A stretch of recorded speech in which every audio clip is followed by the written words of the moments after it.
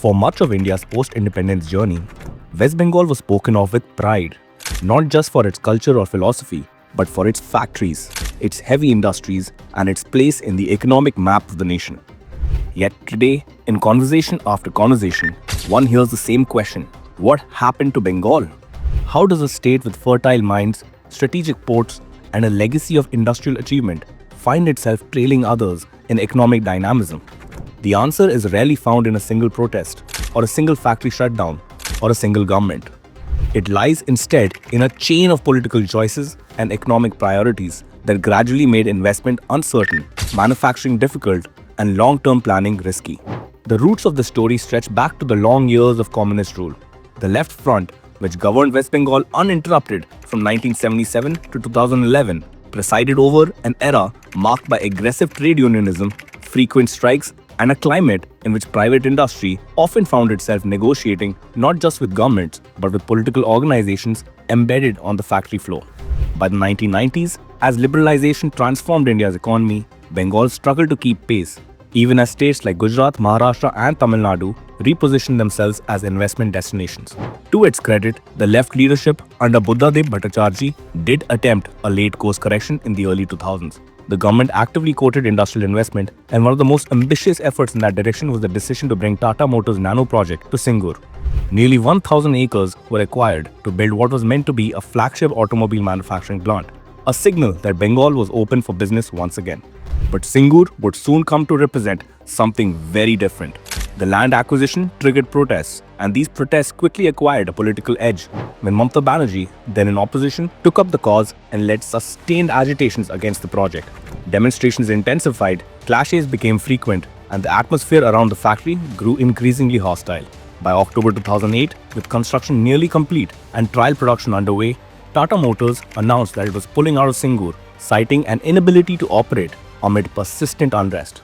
What followed remains one of the most consequential industrial relocations in recent Indian history. The Nano project was shifted to Sanand in Gujarat, where land was allotted swiftly, approvals were fast-tracked, and political backing was unequivocal.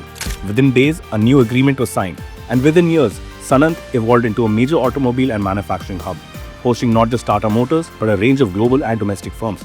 It is worth pausing here and asking an uncomfortable question.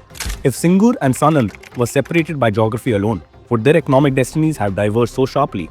Or was it the political climate, stability versus agitation, continuity versus confrontation that made all the difference?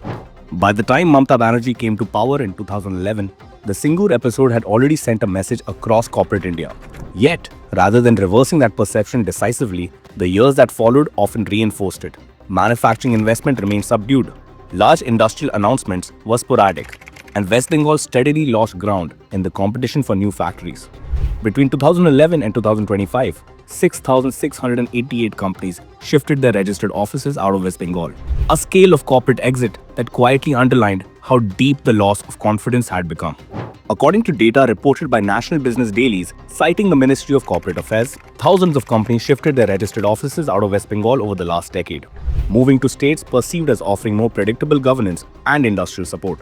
Industrial decline also manifested in closures. Legacy manufacturing units such as Dunlop India and Hindustan Motors, once symbols of Bengal's industrial strength, shut operations after years of financial distress and policy uncertainty. Meanwhile, unemployment remained persistent and migration became a reality for thousands of young Bengalis seeking work elsewhere. Law and order concerns, particularly episodes of post-poll violence, added another layer of investor anxiety, with national media documenting widespread incidents across the state. Singur was not an exception, but a signal that industrial investment in Bengal would no longer be protected, only politicized.